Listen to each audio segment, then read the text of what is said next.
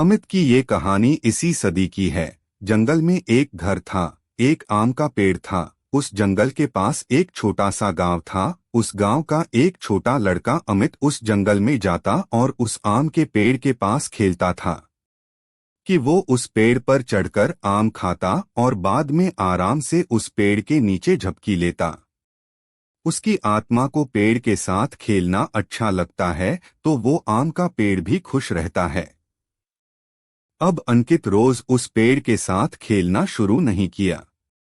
एक दिन की बात है, अंकित टहलते हुए उस पेड़ के पास गया। वो बहुत दुखी था। चलो खेलते हैं, अंकित तमिल ने जवाब दिया कि मुझे खिलौने चाहिए और खिलौने खरीदने के लिए पैसे चाहिए। अंकित ने आगे कहा, मौकों पर बात करो और मेरे पास बैलेंस नहीं है, लेकिन तुम ओम को तोड़ सकते हो और इसे कई और जगहों पर बेच सकते हो और पैसे कमा सकते हो। कुछ सालों के बाद अंकित फिर से आदमी बन गया था। वह संयोग से उस आम के पेड़ के पास गया या आम का पेड़ खुश हुआ और बोला, लेकिन और पेशाब करो मेरे साथ, आओ फिल्में, मेरे पास तुम्हारे साथ खेलने का समय नहीं है।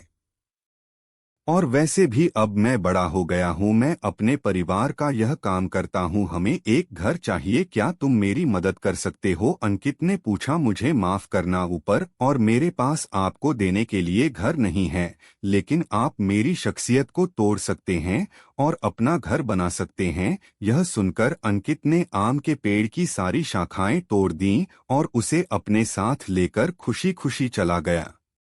शाखा टूटने के बावजूद भी आम का पेड़ खुश था, लेकिन अंकित उसके बाद नहीं आया और बेचारा पेड़ बहुत दुखी हुआ।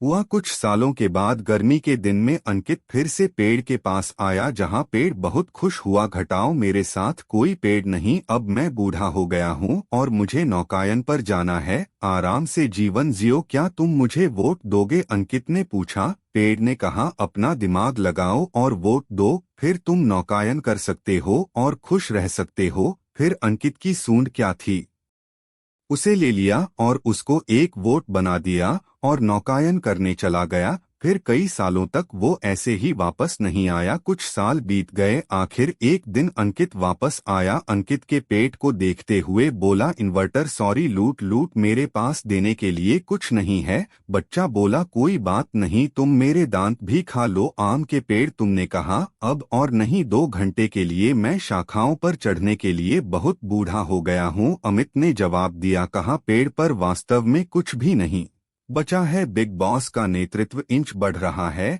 वह मेरे पास है। और आम का पेड़ रोने लगा, अब किसी चीज की जरूरत नहीं है, मैं थक गया हूँ, बस आराम करना चाहता हूँ। अमित ने कहा, पुराना पेड़ तो या तो अच्छा है, पेड़ की जड़ों के लिए सबसे अच्छा है, जगह है, पंजे, मेरे पास बैठो और आराम करो। अंकित बैठ गया। आम का पेड़ खुश हुआ और रोने लगा। नमस्कार दोस्तों, यह कहानी हमारे दिल को छू जाती है कि कैसे एक पेड़ बस हमें और इंसानों को जीवन देता रहता है। पेड़ हमें छाया और फल देते हैं, वे हमें लकड़ी देते हैं, लेकिन हम इंसान अपने फायदे के लिए उन्हें बेरहमी से काट देते हैं और बदले में कुछ नहीं देते।